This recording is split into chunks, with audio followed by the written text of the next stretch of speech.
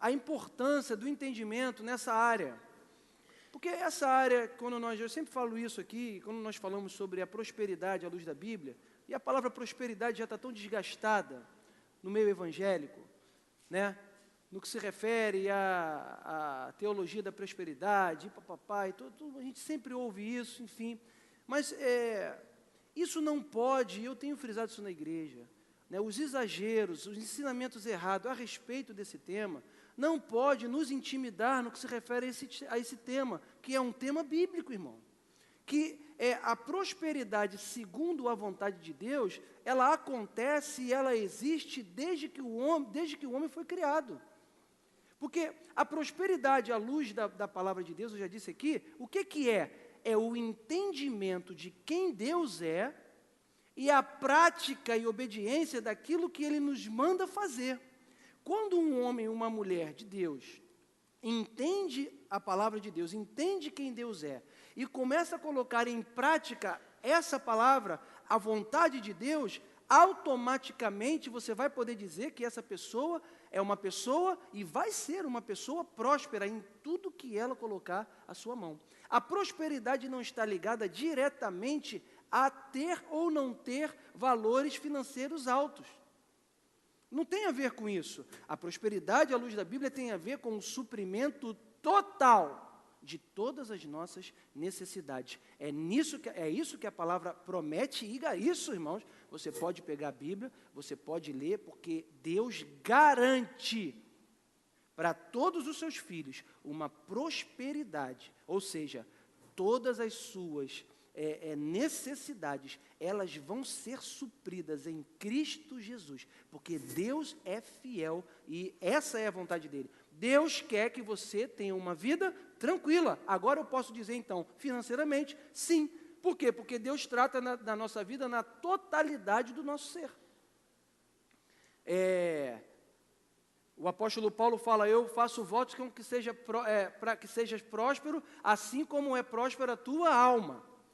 Ou seja, a prosperidade que ele estava falando ali naquela carta, era prosperidade tanto a que se refere ao nosso ser interior, quanto a prosperidade material.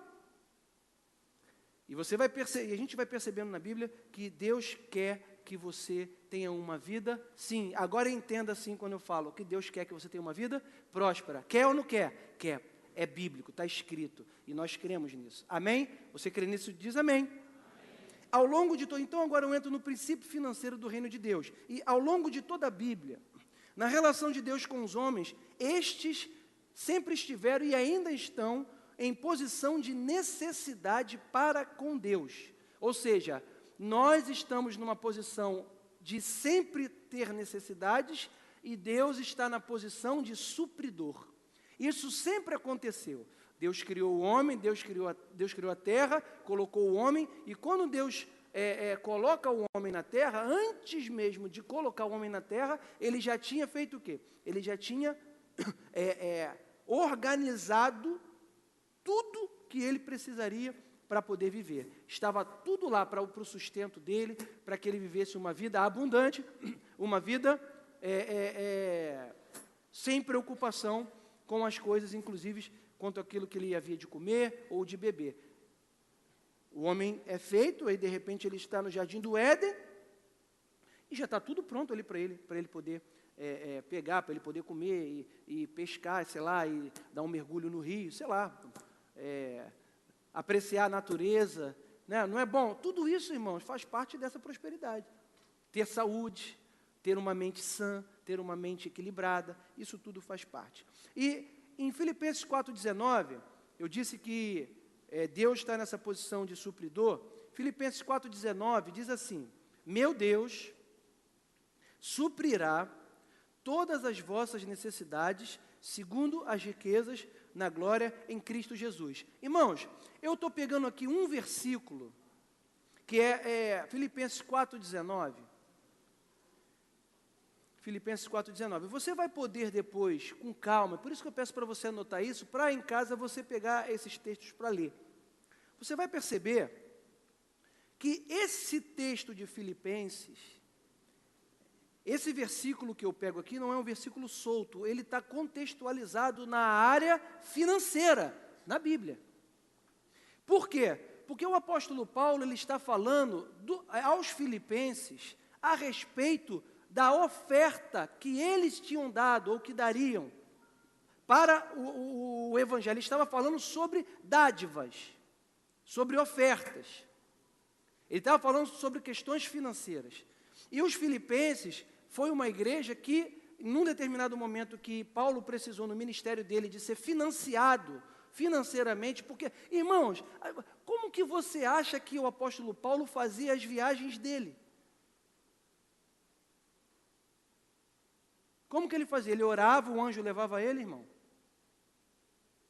Ele viajou, irmãos, ele viajou aquela Grécia toda, ele foi a Roma.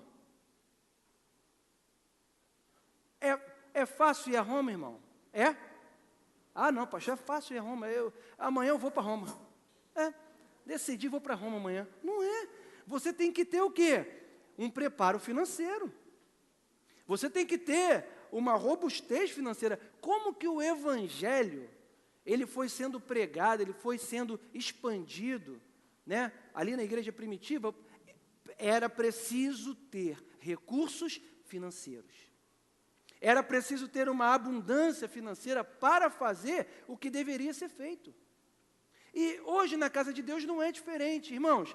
Para que a obra de Deus seja feita, eu vou pegar o micro. O micro é a nossa igreja, em relação, né? O macro é o reino de Deus, mas vamos pegar o micro, a igreja aqui de Éden. Para que a nossa igreja, ela ande, ela avance, para que você esteja aqui, para que as pessoas sejam abençoadas, tocadas, para que a obra de Deus avance, é preciso o quê, irmãos? Além da submissão à vontade de Deus, você tem que ter recursos financeiros. Como que você vai comprar esse imóvel? Como que nós compramos esse imóvel? O proprietário desse imóvel chegou para mim e falou, pastor, não precisa comprar nada não, pastor. Vamos amanhã no cartório, vamos passar isso aqui tudo para a igreja. Não é assim, irmão. Deus pode até o último momento, Deus pode ainda tocar lá no coração dele e falar, não, pastor, não precisa pagar nada não, eu vou dar. Amém, eu creio, irmão. Irmão, Deus é Deus. E se Deus der uma ordem, se Ele quiser que seja assim, vai ser. Mas por que eu estou falando isso? É porque era necessário ter essa questão financeira para a movimentação da obra de Deus.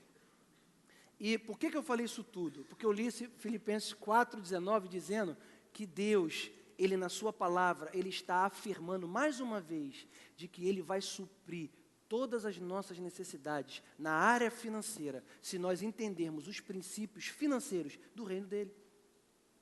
E isso aqui, na verdade, já estava escrito também lá em Malaquias, que quando ele diz que vai repreender o devorador. E isso aqui Jesus disse, quando ele falou, olha, vocês não têm que se preocupar com nada.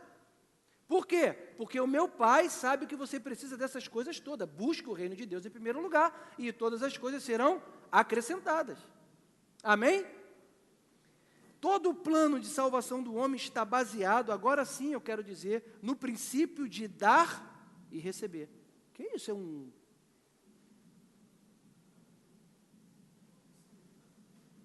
Isso é aqui? Não, né? Algum balão aí, discernir, irmão. É um balão que parou logo aqui para poder a cangalha dela estourar. Aí, só pode ser, né?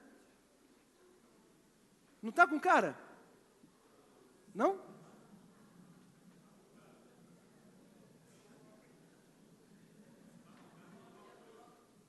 Aqui não, né?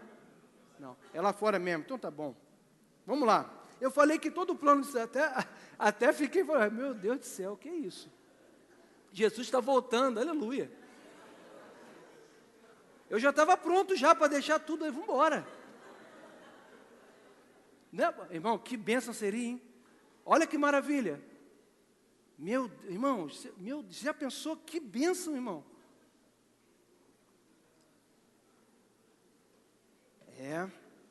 Eu falei que todo o plano de salvação do homem está baseado no princípio de dar e receber. E Deus é o doador. O verbo dar é também a expressão do próprio caráter de Deus. Aí eu quero que você abra em João 3,16, que é um versículo muito conhecido. João 3,16, que diz: porque Deus amou o mundo de tal maneira que deu. Esse é o caráter de Deus. Deus tem um caráter doador. Deus é o Deus que dá. Deu o seu Filho para que todo aquele que nele crê não pereça, mas tenha vida eterna. Então, eu digo que o princípio financeiro do reino de Deus também está baseado na natureza doadora de Deus. O princípio do reino de Deus é o princípio do dar. Pastor, agora o negócio é que fica estranho. Fica, por quê? Porque nós não fomos criados e nós não fomos ensinados a dar. O ser humano, ele já nasce com aquele negócio de é meu. É ou não é verdade? Você pega uma criança, né, uma criança, e você fica observando aquela criança brincar, sem intervir com outro colega e tal. Aí, quando de repente o colega pega o brinquedo ou alguma coisa dela, e ela fala, por que ela vai lá e pega o negócio e fala, é meu. É meu.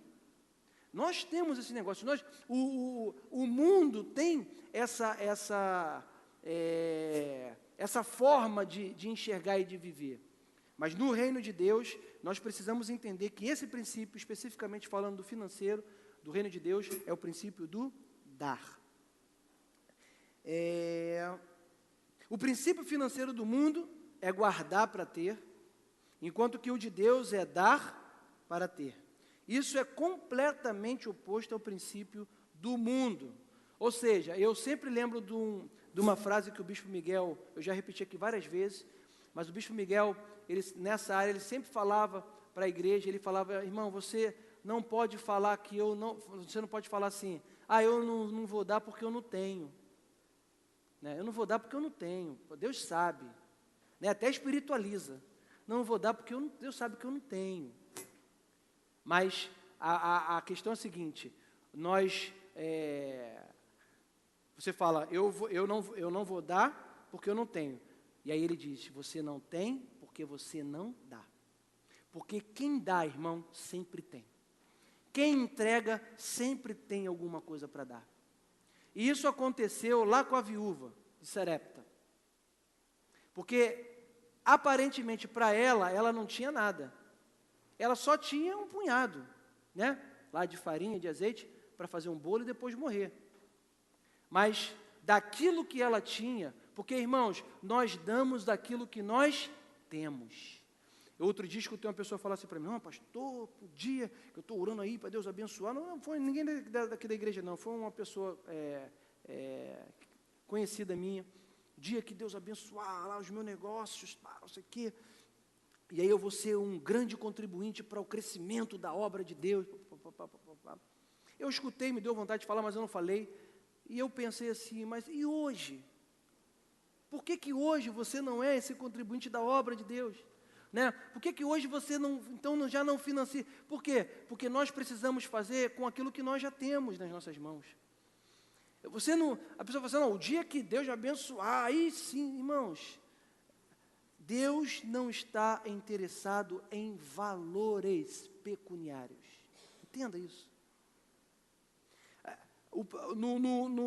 Na vida financeira e nesse princípio, o que vale é a intenção do nosso coração. E isso está provado na própria Bíblia, quando aquela viúva no templo entrega a menor oferta, ou seja, a oferta, vamos lá, sei lá, de R$1, enquanto o pessoal estava dando cheque de 5, de 10, de 15, ia lá, aí ia com cheque até assim, mais ou menos a mostra, botava lá, e a viúva vai lá e dá R$1. Jesus olha para aquilo e Jesus fala, foi ela. Ela deu a maior oferta aqui nesse lugar. Porque ela tinha, irmãos, muito? Não. Isso quer dizer o quê? Que o princípio financeiro do reino de Deus serve para todos os crentes, independentemente da sua situação financeira e econômica. Esse princípio funciona para todos nós. E todo mundo precisa seguir esses princípios. Ninguém pode se excusar, ou ninguém pode dizer, eu não posso, porque eu não... Não, isso é para você e isso é para mim. Não podemos... Caso o princípio de guardar para ter esteja comandando a sua vida em detrimento do princípio do dar, entenda, essa não é a vontade de Deus nessa área para a sua vida. Nós não podemos achar normal a infidelidade na área financeira. Não podemos, através de desculpas ou acontecimentos externos, tentar justificar a desobediência a esse princípio. O povo de Israel, em determinado momento da sua história, rejeitou viver dentro do princípio de dar. Então, ele passou a reter o que era de Deus. Então, eles não conseguiram enxergar. E quando eles começam a reter aquilo que era de Deus, eles mesmos não conseguiam enxergar que estavam fazendo isso. E aí, por isso, lá em Malaquias 3,7 está escrito esse texto que é clássico. Eu queria que você abrisse comigo. E eu vou ler esse versículo aqui e vou acabar aqui, porque já deu aqui a hora. Diz assim: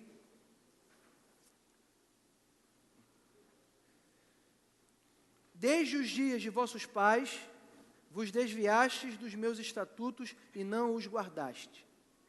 Tornai vós para mim, e eu tornarei para vós, diz o Senhor dos Exércitos. Mas vós me dizeis, em que havemos de tornar? Olha isso. Roubará o homem a Deus? Todavia, vós me roubais e dizeis, em que te roubamos? Nos dízimos e nas ofertas alçadas. Vós sois amaldiçoados com a maldição, porque a mim me roubais. Sim, vós, esta nação toda. Trazei todos os dízimos à casa do tesouro, para que haja mantimento na minha casa, e depois fazei prova de mim, diz o Senhor dos Exércitos, se eu não vos abrir as janelas dos céus, e não derramar sobre vós tal bênção, que dela vos advenha a maior abastança.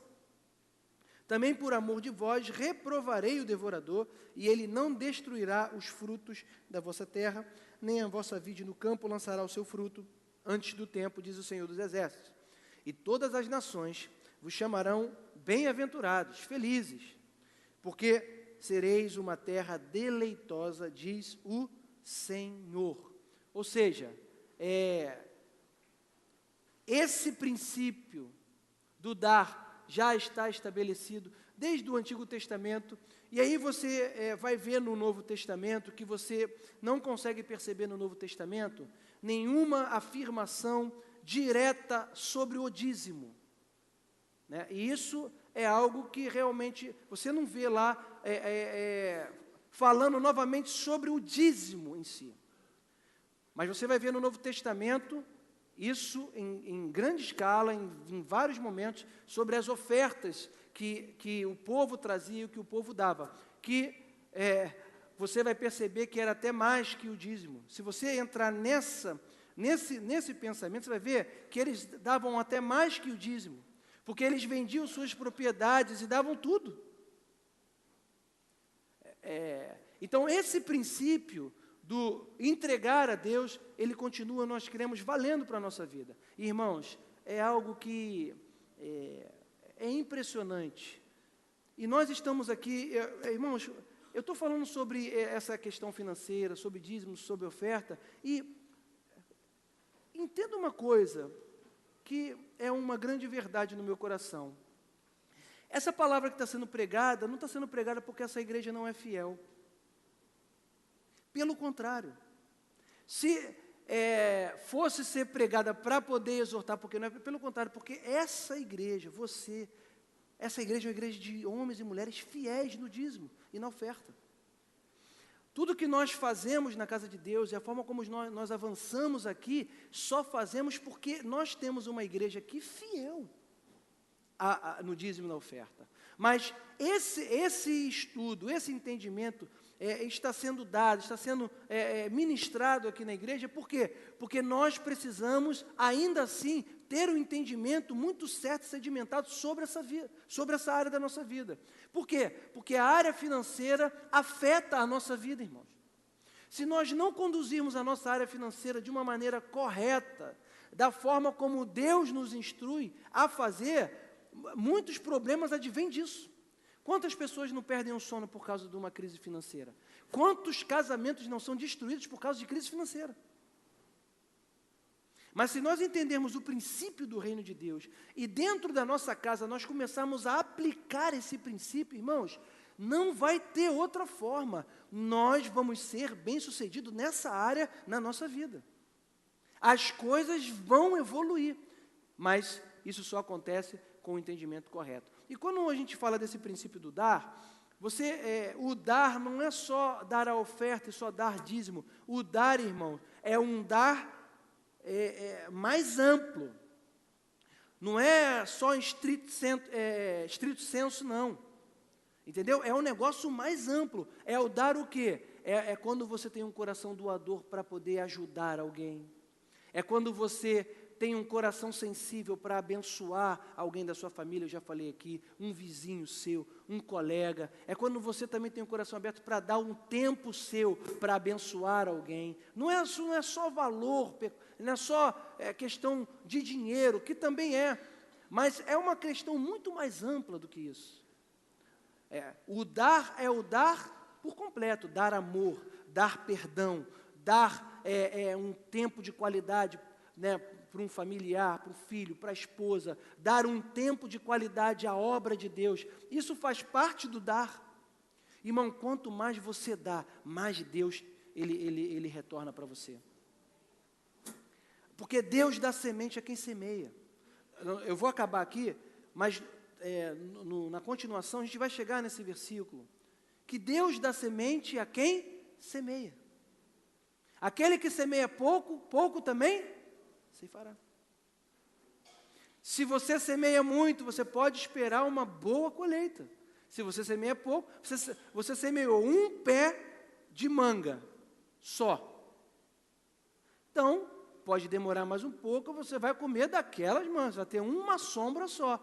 Você semeou 100 mangueiras, você vai ter muito mais fruto. Isso é uma questão também lógica, não é verdade? Então, quanto mais eu semeio nessa questão do dar, no princípio financeiro, mais eu, obviamente, vou colher. E isso não sou eu que estou dizendo, é a própria palavra de Deus. Amém? Senhor, obrigado pela Tua palavra nessa manhã.